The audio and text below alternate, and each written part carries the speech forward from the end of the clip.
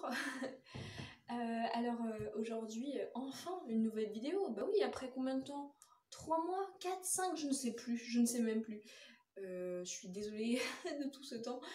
J'ai aucune excuse valable, vraiment aucune.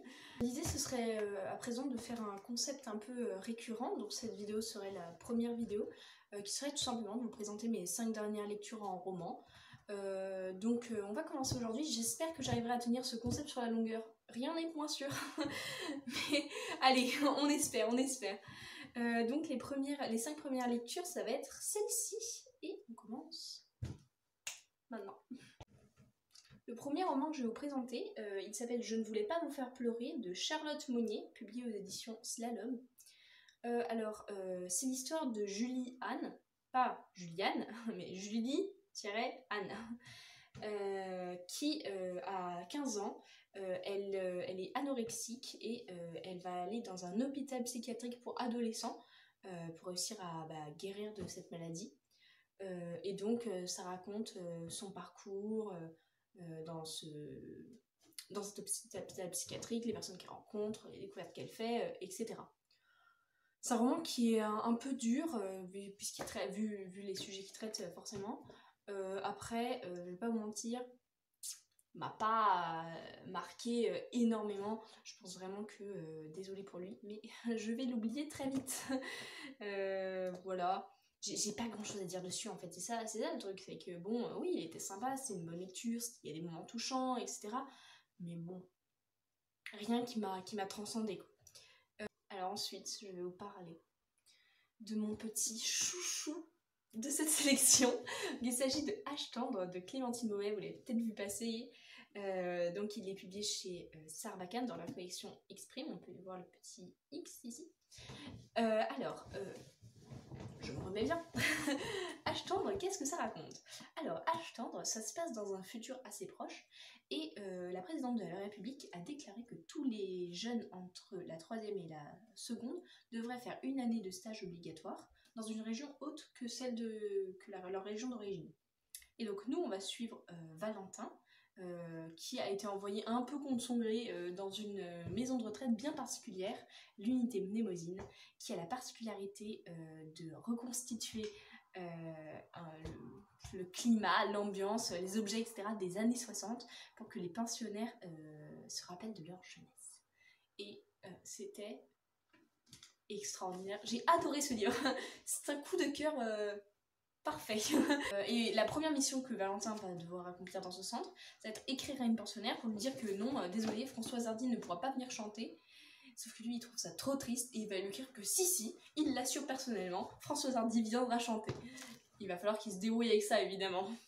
Alors, c'était une histoire super touchante. Valentin est un personnage adorable. J'ai vu des critiques dire que Valentin était navrant, que des gens ne savaient pas s'identifier à lui, etc. Alors moi, vraiment, il m'a attendri. C'était vraiment un personnage que j'ai adoré. Il est très très anxieux, mais je pense même que sa personnalité peut même se placer sur le spectre autistique presque, parce qu'il a vraiment une personnalité tellement anxieuse. Il a des comportements qui font qu'on pourrait presque, je pense, le placer sur le spectre autistique. Il est d'ailleurs décrit comme neuroatypique 1 ou 2 fois, je crois, dans le livre. Voilà. Et alors, une des particularités de ce roman aussi, c'est qu'il est écrit comme si c'était le rapport de stage de Valentin. Donc, je sais que certains ont critiqué le fait que du coup, ça en fasse un style un peu simple, du coup, vu que c'est fait pour ressembler à l'écriture d'un adolescent de 3e. Mais en fait, moi, j'ai pas trouvé ça dérangeant du tout. Au contraire, j'ai trouvé que c'était vraiment bien fait, etc. J'étais prise dans ma lecture. Valentin, à travers ses mots, on s'attache énormément à lui. Il a un côté un peu naïf qui est ultra agréable. Genre, le fait qu'il se mette à adorer Françoise Hardy, j'adore. Le fait qu'il vienne faire des années 60, j'adore.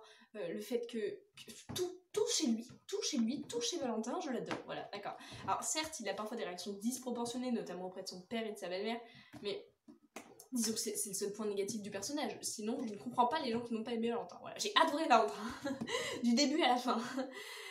Ensuite, alors, un autre truc que j'ai aimé, alors quelque chose d'un peu plus subtil, on va dire, c'est en fait l'univers dans lequel on est. C'est-à-dire que Clémentine Beauvais, elle nous parle d'un futur, et elle a un peu imaginé ce futur.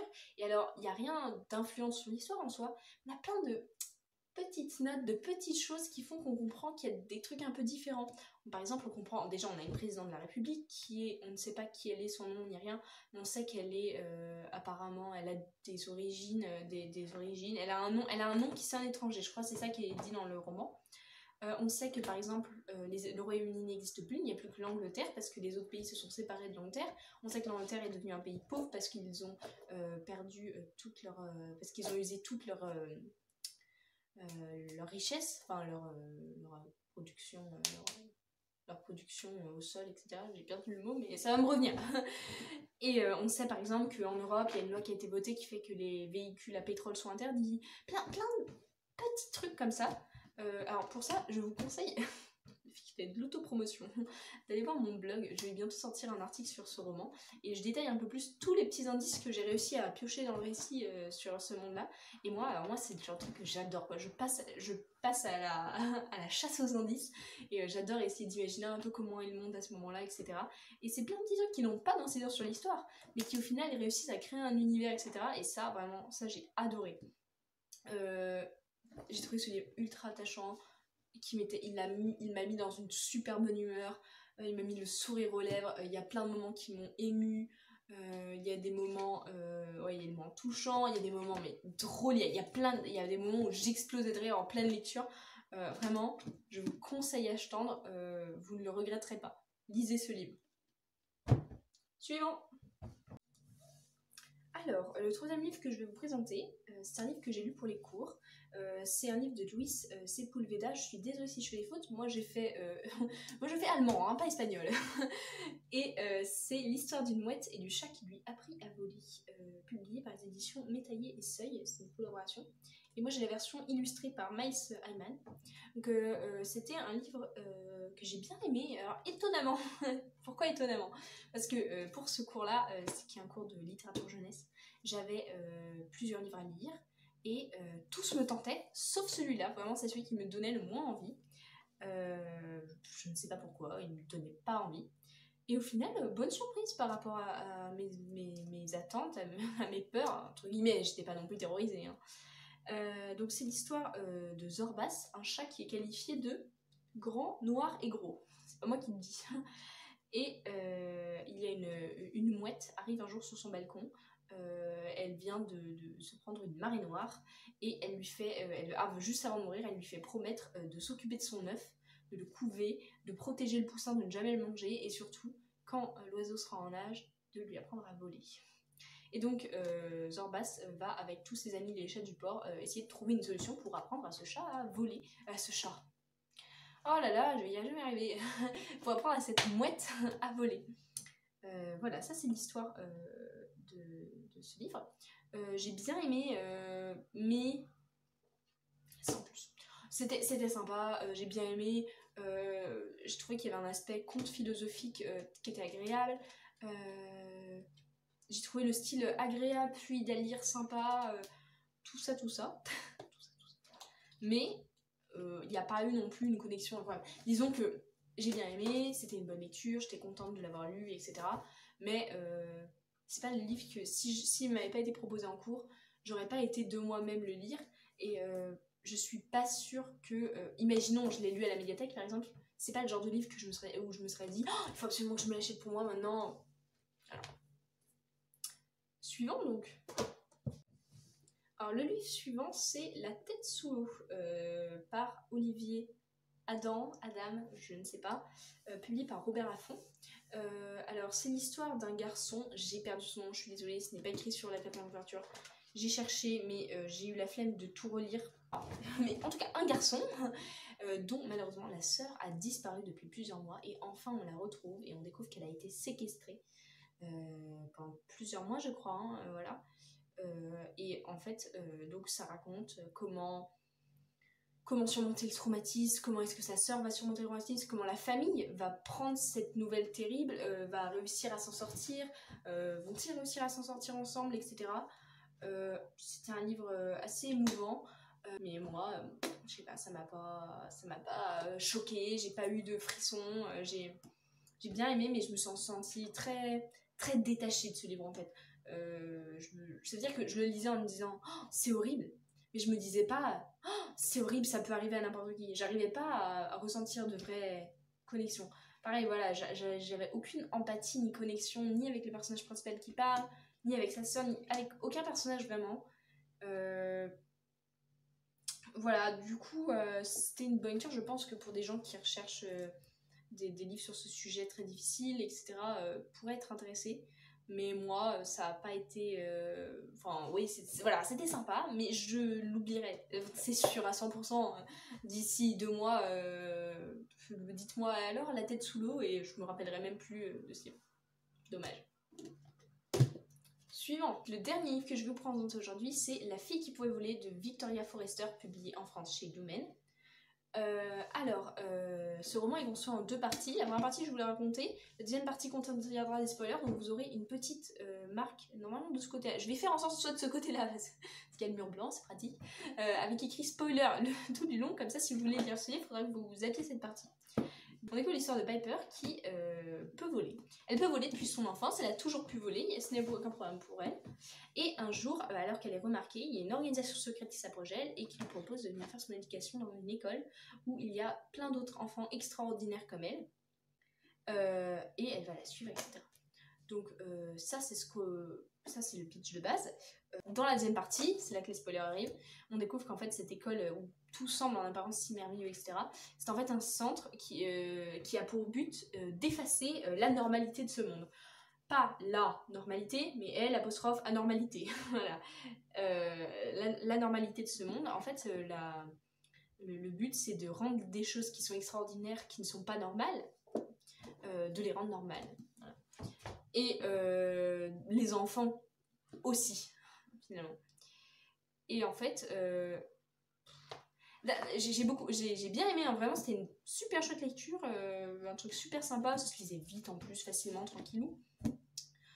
Après, il y a des trucs que j'ai vu venir, le fait que dès le début, quand la directrice du centre elle arrive et qu'elle est tout lait, tout miel avec Piper, qu'elle est gentille, que Piper est là, waouh, c'est devenu mon modèle pour la vie, etc. Dès le début.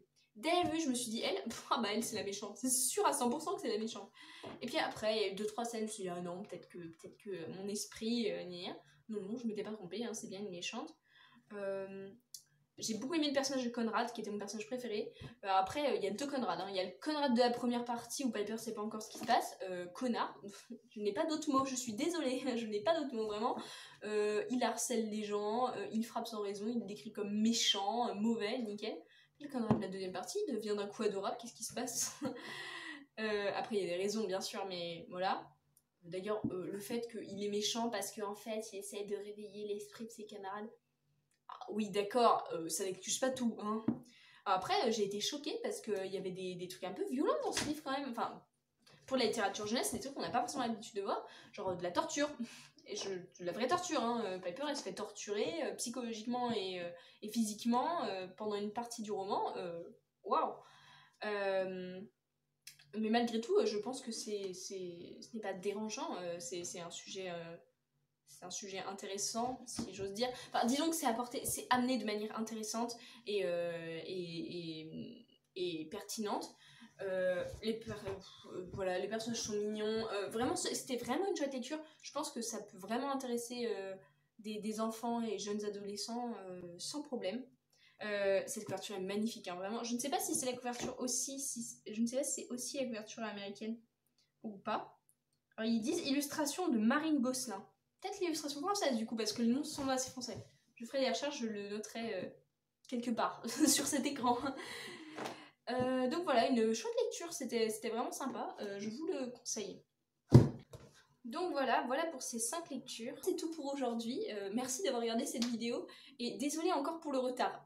J'espère que la prochaine viendra dans pas trop longtemps, dès que j'aurai lu 5 romans de plus, donc ça devrait pas trop tarder. Juste d'ici là, je vous dis au revoir.